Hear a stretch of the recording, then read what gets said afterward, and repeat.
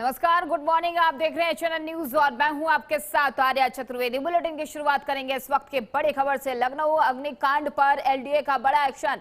लखनऊ अग्निकांड को लेकर लगातार एक्शन लिया जा रहा है और ऐसे में अवैध बिल्डिंग पर बुलडोजर कार्रवाई की जाएगी। एलडीए ने इमारत के मालिक को नोटिस जारी कर दिया है। नियमों का उल्लंघन पर यह कार्रवाई की जाएगी। बुलडोजर की कार्रवाई संतोषजनक जवाब न मिलने पर होगी। बुलडोजर कार्रवाई रिहायशी बिल्डिंग में चल रही थी कमर्शियल गतिविधियां, इसको लेकर की जा सकती है। राजधानी लखनऊ में आग लगने की घटना में शामिल अवैध इमारत के खिलाफ बुलडोजर की कार्रवाई की जाएगी। एलडीए ने इमारत के मालिक को नोटिस जारी कर दिए हैं। रिहायशी इस्तेमाल के लिए मंजूर की गई जगह पर कमर्शियल गतिविधियां चल रही थी। मंजूर किए गए बिल्डिंग प्लान का उल्लंघन करके निर्माण किए जाने के बाद ये कार्रवाई शुरू की गई। इमारत के मालिकों से 15 दिनों के अंदर जवाब देने के लिए भी कहा गया है। अगर संतोषजनक जवाब नहीं मिला तो इमारत को गिराने की कार्रवाई की जाएगी। ये कार्रवाई उत्तर प्रदेश शहरी योजना और विकास अधिनियम के तहत की जा रही है। दरअसल अलीगंज में आग लगने की घटना के बाद एलडीए ने सख्त रुख अपनाया है। अलीगंज में अवैध रूप से निर्मित जिस बिल्डिंग में अग्निकांड हुआ उसे ध्वस्त किया जाएगा। लखनऊ विकास प्राधिकरण ने इस संबंध में कार्रवाई शुरू कर दी है। प्रवर्तन जोन 4 द्वारा अलीगंज के सेक्टर डी स्थित भूखंड संख्या MS 102 के स्वामियों वीरेंद्र शुक्ला, सुरेंद्र शुक्ला और अन्य के खिलाफ नोटिस जारी किया गया है। नोटिस के जवाब तलब किया गया है कि संबंधित भवन का मानचित्र आवासीय उपयोग के लिए स्वीकृत था, जबकि मौके पर उसका व्यावसायिक उपयोग किया जा रहा था। साथ ही स्वीकृत मानचित्र के विपरीत निर्माण संबंधी विचलन भी पाए गए हैं और इस संबंध में उत्तर प्रदेश नगर योजना और विकास अधिनियम 1973 की धारा 27A के अंतर्गत कार्रवाई की गई है। तो इस पूरे मामले को लेकर लगातार एक्शन मोड में प्रशासन नजर आ रहा है। एलडीए की तरफ से अब ये कार्रवाई की जाएगी। और इस खबर पर अधिक जानकारी के साथ हमारे संवाददाता पुनीत मोहन हमारे साथ लाइव जुड़ चुके हैं। पुनीत, लखनऊ अग्निकांड के बाद लगातार एक्शन में प्रशासन, सरकार सब नजर आ रहे हैं। कहा यह जा रहा है कि एलडीए इस बिल्डिंग पर बहुत जल्द बुलडोजर कार्रवाई कर सकती है। क्या कुछ अपडेट पुनीत? देखिए आर्या, जिस तरीके से लखनऊ में एक बड़ा हादसा होता है और 15 लोगों की जान चली जाती है, ये प्रशासन की शक्ति नहीं आर्या, ये मुख्यमंत्री की शक्ति है, क्योंकि मुख्यमंत्री खासा नाराज है। अब मुख्यमंत्री की नजर में अपने नंबर अच्छे करने के लिए लखनऊ विकास प्राधिकरण, जो कि भ्रष्टाचार की नींव इस इमारत की अगर किसी ने रखवाई थी तो वो लखनऊ विकास प्राधिकरण ने रखवाई थी। आज वो सुध लेने आए हैं कि ये रेजिडेंशियल इलाके में बना हुआ कॉमर्शियल कॉम्प्लेक्स है और उसको नोटिस दी जा रही है। जोन 4 के जो अपर अभियंता है और जो जोनल अधिकारी, अगर इतने ईमानदार हैं तो इसी इमारत के आसपास तकरीबन 20 से ज्यादा इमारतें ऐसी बनी हुई हैं जो रेजिडेंशियल इलाके में है, जिनका कॉमर्शियल यूज किया जा रहा है। क्या वहां पर भी आग लगने का इंतजार किया जा रहा है? केवल और केवल मुख्यमंत्री की नजर में नंबर बढ़ाने के लिए, मुख्यमंत्री की नजर में लखनऊ विकास प्राधिकरण को ईमानदार दिखाने के लिए सीधे तौर पर अब नोटिस का खेल खेला जा रहा है। देखिए, सीलिंग में डीलिंग का खेल क्या होता है। जब कोई भी इमारत इलीगल बनती है तो उसके बाद उसे एक नोटिस दिया जाता है किसी भी शिकायत पर, और उस नोटिस के बाद में मामला लखनऊ विकास प्राधिकरण की कोर्ट में चला जाता है, जहां उसे होल्ड करके रखा जाता है। और ऐसे में अगर ऑर्डर विपरीत होता है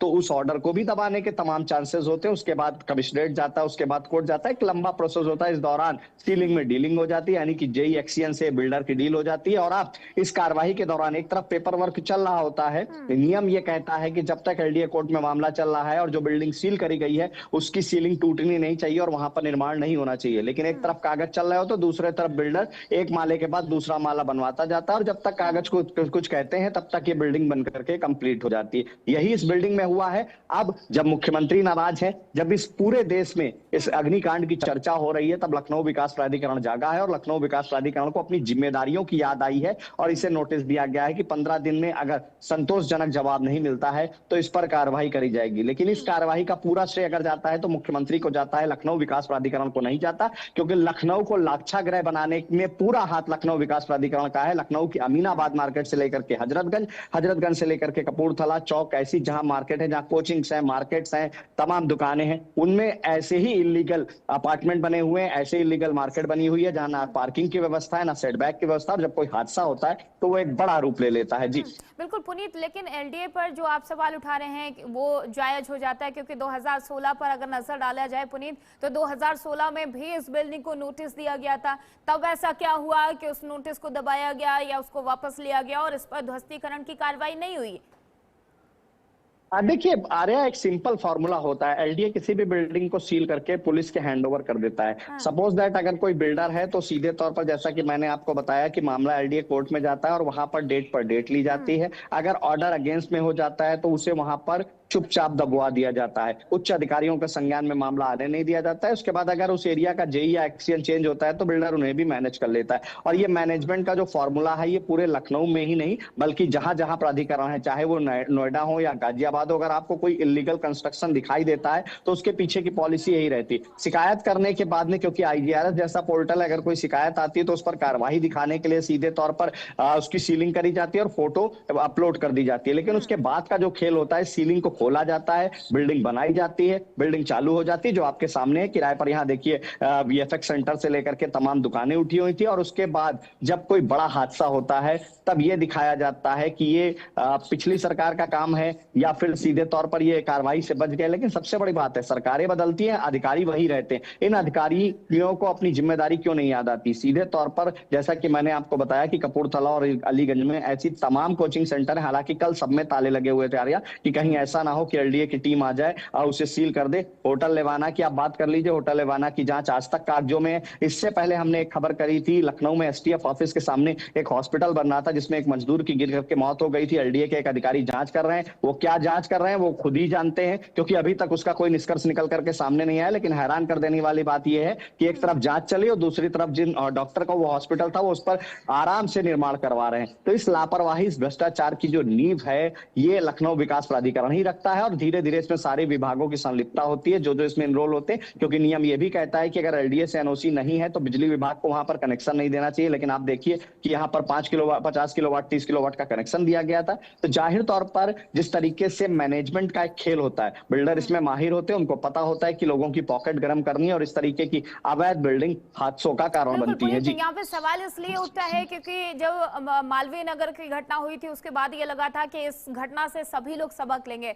उत्तर प्रदेश में योगी आदित्यनाथ ने एक्शन लेने की बात कही थी। कहा गया था कि उन होटलों की जांच की जाए, उन रेस्टोरेंट की जांच की जाए, पीजीज की जांच की जाए और ऐसे कोचिंग सेंटरों की जांच की जाए। और जांच होती हुई दिखाई भी दी थी, फोटोज में, वीडियोस में तमाम वो तस्वीरें आई थी कि लखनऊ में बाई एक्शन में प्रशासन है। ऐसे में ये माना जाए कि ये सिर्फ नंबर बनाने के लिए, सिर्फ दिखाने के लिए कुछ तस्वीरें कहीं पर कहीं जांच की जाती है। और प्रशासन की जो पूरी चेन है वो हर विभाग की बात कर ले, चाहे एलडीए की बात कर ले, चाहे फायर की बात कर ले या फिर बिजली विभाग की बात कर ले, हर विभाग इसमें संलिप्त है। वो कड़ियां जुड़ती जा रही हैं हर विभाग की।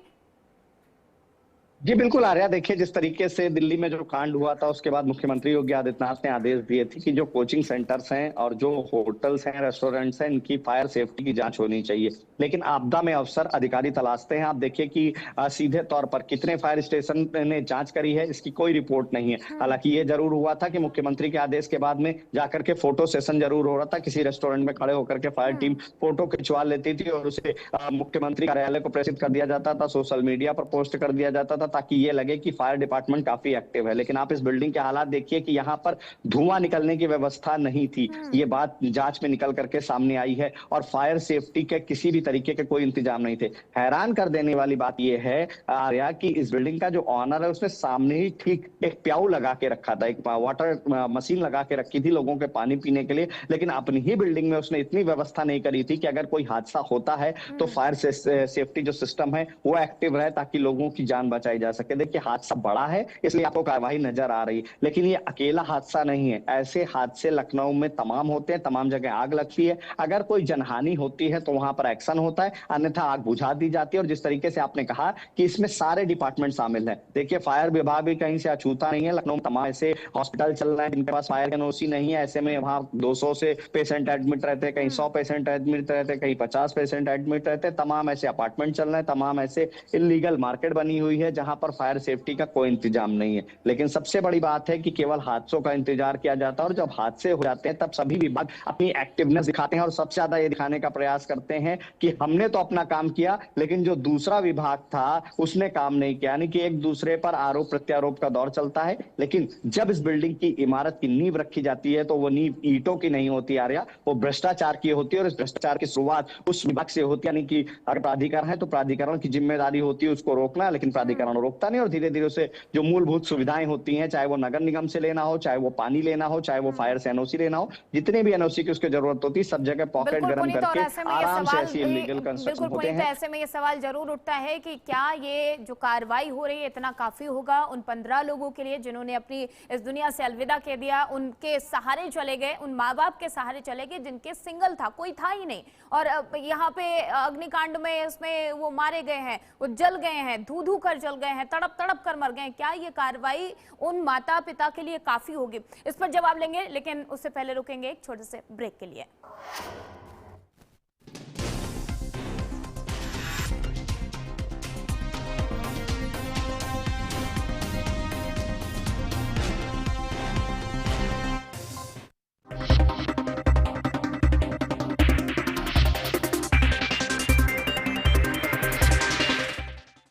आइसक्रीम खाओगी? जंगल में आइसक्रीम मिलती है। समर कूल रेफ्रिजरेटर, आप अपनी ड्यूटी निभाओ, ये अपनी ड्यूटी निभाएगा। समर कूल, लाइफ बनाए वंडरफुल। गोल्डी छोले मसाले, जहाँ जाएं रिश्ते बनाए। गोल्डी लाए हैं फ्रेश लॉक टेक्नोलॉजी, जो रखे मसालों को हर समय फ्रेश।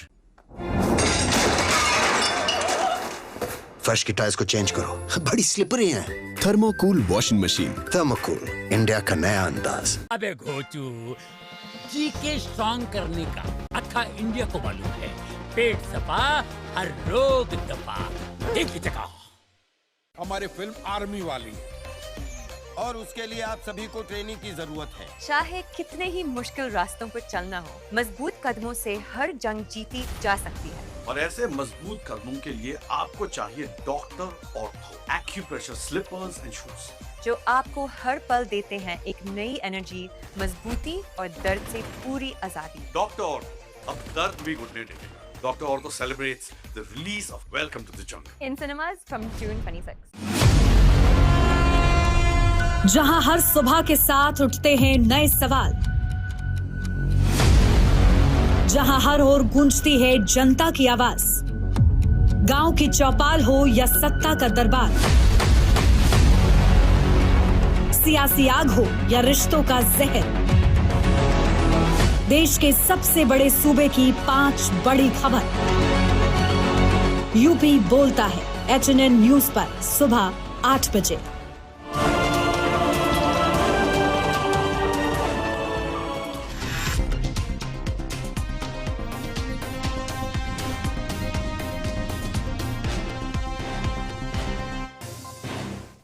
ब्रेक के बाद एक बार फिर से आप सभी का स्वागत है। इस बीच बड़ी खबर का रुख कर लेते हैं। लखनऊ अग्निकांड से जुड़ी बड़ी खबर सामने आ रही है।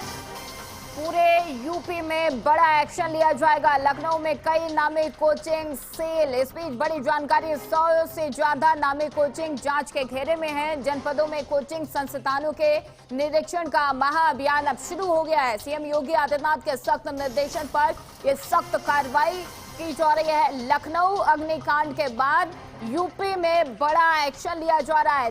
लखनऊ के कई नामी गिरामी कोचिंग सेंटर पर अब जांच की तलवार लटक रही है। 100 से ज्यादा कोचिंग सेंटर हैं जिनकी जांच की जाएगी, जो जांच के घेरे में है। ऐसे में लगातार बड़ी कार्रवाई की जा रही है। एक के बाद एक तमाम वो एक्शन लिए जा रहे हैं। सीएम योगी आदित्यनाथ के निर्देशन में प्रशासन एक्शन मोड में है। 100 से ज्यादा नामी कोचिंग सेंटर हैं जो अब जांच के घेरे में है और जनपदों में कोचिंग संस्थानों के निरीक्षण का महाअभियान अब शुरू हो चुका है। तो लखनऊ अग्निकांड के बाद यूपी में बड़ा एक्शन शुरू हो चुका है। तमाम वो कोचिंग सेंटर हैं जो जांच के घेरे में हैं, उनके खिलाफ अब कार्रवाई की जाएगी। और हमारे संवाददाता पुनीत मोहन लगातार हमारे साथ जुड़े हुए हैं। पुनीत, ब्रेक पे जाने से पहले मैंने एक सवाल किया था कि जो कार्रवाई हो रही है, अभी भी एक ब्रेकिंग पड़ी कि 100 से ज्यादा नामी गिरामी जो कोचिंग सेंटर्स हैं उनको सील किया जाएगा, उनके खिलाफ जांच की जाएगी, अगर जांच में कोई कमी आती है तो उस पर एक्शन लिया जाएगा। क्या ये एक्शन लेना, क्या जो कार्रवाई हो रही है लखनऊ अग्निकांड, वो काफी होगा उन 15 लोगों के परिवारों के लिए जिन्होंने अपनों को खोया है, सपनों को खोया है, सहारों को खोया है पुनीत? क्योंकि इतना बड़ा हादसा हो जाता है उसके बाद एक्शन लिया जाता है। प्रशासन पहले से क्या कर रहा था पुनीत? सवाल तो ये उठता है ना। जी बिल्कुल आर्या, देखिए जिस तरीके से लखनऊ के अलीगंज और कपूरथला इलाके में नीट से लेकर के आईएएस, पीसीएस, यूपीएससी की और यूपी पुलिस की तमाम तरीके की कोचिंग और लाइब्रेरी संचालित होती है। देखिए ये जो कोचिंग संचालक होते हैं और लाइब्रेरी संचालक होते हैं, इनकी भी ये अपार्टमेंट्स, इस तरीके के जो रेजिडेंशियल कॉम्प्लेक्स बनते हैं, ये पहली पसंद होती है। एक तो सीधे तौर पर अगर हम कहें तो जो मानक के अनुरूप बने होंगे रेजिडेंशियल कॉम्प्लेक्स, उनके मुकाबले इनका किराया कम होता है। दूसरा, सीधे तौर पर इनको सस्ते रेंट के चक्कर में और कहीं ना कहीं अगर ये रोड पर तो इनकी पहली प्राथमिकता रहती है कि इसको ले लिया जाए।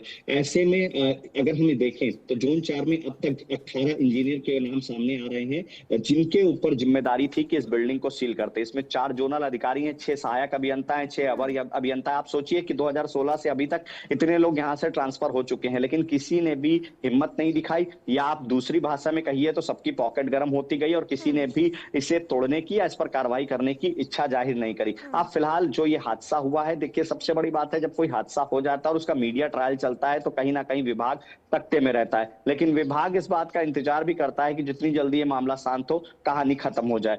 कपूरथला और अलीगंज में ऐसी 52 कोचिंग हैं, सेंटर ऐसे बने हुए हैं जो ऐसी ही बिल्डिंग में चल रहे हैं, जिनके एंट्री और एग्जिट पॉइंट सेम ऐसे ही छोटे, नैरो और संग्रहित हैं, जिनमें पार्किंग की व्यवस्था नहीं है, जिनकी बिल्डिंगों में सेटबैक नहीं है, जिनमें फायर सिस्टम नहीं है। हालांकि फायर विभाग इस समय ज्यादा एक्टिव है क्योंकि फायर पर ज्यादा दोष लग रहे थे। फायर पर यह भी कहा गया कि फायर ब्रिगेड मौके पर नहीं पहुंची। अब फायर डिपार्टमेंट के जो लोग हैं लगातार ऐसे अपार्टमेंट्स की, ऐसे जो इलीगल कमर्शियल कॉम्प्लेक्स बने हैं, इनकी जांच जरूर कर रहे हैं। लेकिन सबसे बड़ी बात है कि अगर यही जांच और यही प्रक्रिया पहले अपनाई गई होती, देखिए अगर हमने दिल्ली के हादसे से सबक लिया होता, फायर विभाग ने सबक लिया होता और फायर विभाग ने अगर इनको नोटिस दी होती तो शायद अब तक इन्होंने फायर सिस्टम लगवाया होता जिससे कई जानें बच सकती थी। लेकिन सबसे बड़ी बात है कि केवल और केवल सरकार की नजर में धूल झोंकने के लिए, उच्च अधिकारियों की नजर में धूल झोंकने के लिए और जनता की नजर में धूल झोंकने के लिए अगर कोई आदेश दिया जाता है तो वो फोटो और वीडियो तक सीमित रहता है। जैसा कि मैंने आपको बताया कि अगर रैंडम चेकिंग हो जाए तो तमाम ऐसी कोचिंग निकलेंगी, तमाम ऐसे रेस्टोरेंट निकलेंगे केवल उसी 8 से 10 किलोमीटर की रेडियस में,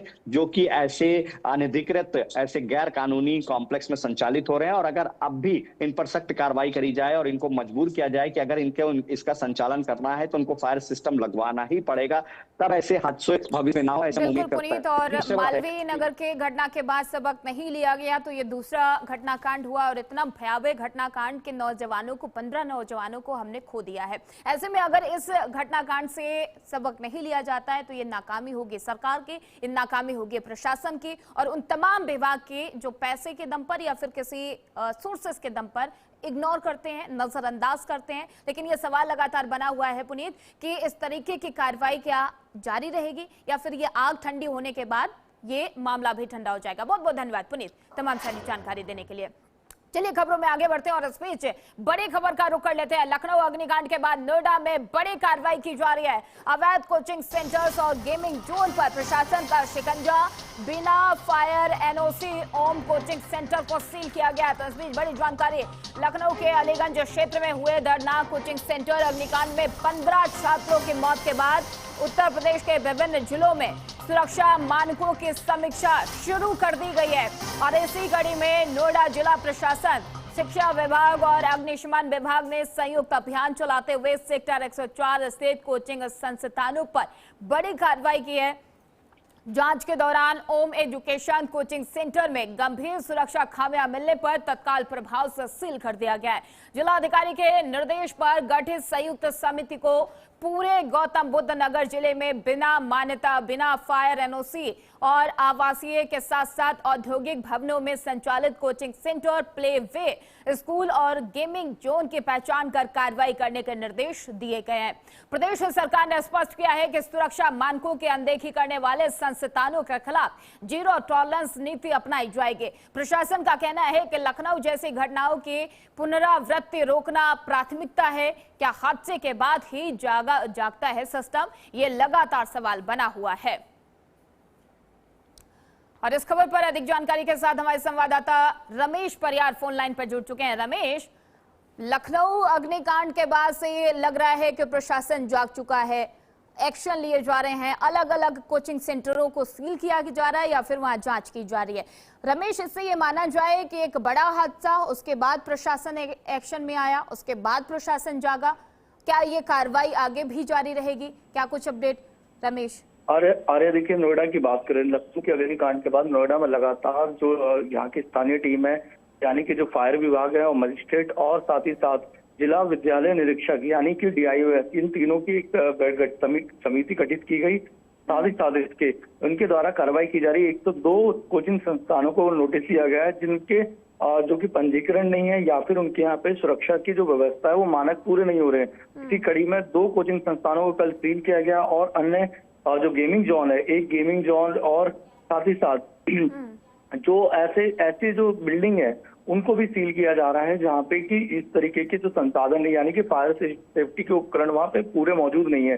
जैसे कि सिलेंडर वगैरह होता है, ये सारी चीजें वहाँ मौजूद नहीं। साथ ही साथ फायर एग्जिट की बात करें, आर्या देखिए जिस तरीके से कार्रवाई हो रही है, कार्रवाई हुई लेकिन जब एक बड़ा हादसा लखनऊ में हुआ, लखनऊ के अलीगंज के बड़े हादसे के बाद जिसमें 15 छात्रों की मौत गई, उसके बाद शासन प्रशासन जागा, जिला स्तर पर एक समिति और गठित की गई जिसमें कि फायर विभाग के अधिकारी, शिक्षा विभाग के अधिकारी और साथ ही साथ जो सिटी मजिस्ट्रेट है उनको भी इसमें सम्मिलित किया गया कि बड़ी कार्रवाई की जाए। लेकिन बड़ी कार्रवाई के नाम नोएडा में हमने देखा सिर्फ 2 से 3 कोचिंग संस्थानों को सील किया गया, मौके पे अधिकारी गए, लेकिन उसके बाद जो अभी 102 कोचिंग संस्थानों को नोटिस भेजा गया उस पर बड़ी कार्रवाई होने का अभी भी इंतजार है कि आखिर इन कोचिंग संस्थानों में अब कार्रवाई होगी।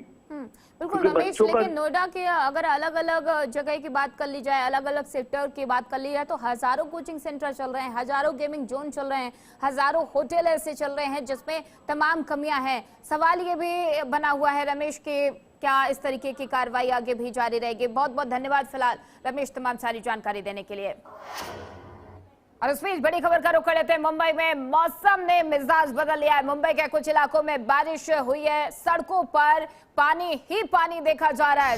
लबालब पानी से सड़कें भर गई हैं, गाड़ियां भी रेंगती हुई नजर आई। मौसम विभाग का 26 जून तक बारिश को लेकर अलर्ट जारी किया है। बांद्रा, अंधेरी, गोरेगांव, मलाड में भारी जलभराव देखा जा रहा है। BMC ने ऑरेंज अलर्ट भी जारी किया है। मुंबई समेत 5 जिलों के लिए ऑरेंज अलर्ट जारी किया गया है। मुंबई, ठाणे, रायगढ़, पालघर, सिंधुदुर्ग में भारी बारिश की चेतावनी दी गई है। लोगों को सतर्क रहने और जरूरी एहतियात बरतने की भी सलाह दी गई है। तो मौसम लगातार करवट बदल रहा है। मुंबई में झमाझम बारिश हुई है जिसकी वजह से सड़कों पर पानी ही पानी देखा जा रहा है। लोगों को सतर्क रहने और जरूरी एहतियात बरतने की भी सलाह दी गई है। सड़कों पर लबालब पानी है जिसकी वजह से गाड़ियां भी रेंगती हुई नजर आई। मौसम विभाग ने 26 जून तक ऑरेंज अलर्ट जारी किया है। बांद्रा, अंधेरी, ये तमाम वो इलाके हैं जहां पर ऑरेंज अलर्ट जारी किया गया है। मुंबई समेत 5 जिलों के लिए ये ऑरेंज अलर्ट जारी किया गया है। मुंबई, ठाणे, रायगढ़, पालघर, सिंधुदुर्ग में भारी बारिश की चेतावनी जारी की गई है। साथ ही लोगों को सतर्क और सुरक्षित रहने के निर्देश भी दिए गए। तो मुंबई में मौसम ने अचानक मिजाज बदल लिया है, मौसम ने करवट ली है। सड़कों पर पानी भरा क्योंकि झमाझम बारिश हुई है और ऐसे में मौसम विभाग ने 26 जून तक अलर्ट जारी किया है। BMC ने भी ऑरेंज अलर्ट जारी किया है। साथ ही लोगों को सतर्क रहने और जरूरी एहतियात बरतने की भी सलाह दी गई है। तो मुंबई की अगर बात करें, मुंबई में मौसम ने अचानक करवट बदली है, अपना मिजाज बदल लिया है। झमाझम बारिश हुई है और लोगों को दफ्तर ऑफिस जाने में थोड़ी सी दिक्कतों का सामना भी करना पड़ रहा है। फिलहाल मेरे साथ इस बुलेटिन में इतना ही। खबरों का सिलसिला आगे भी जारी रहेगा। देखते रहिए चैनल न्यूज।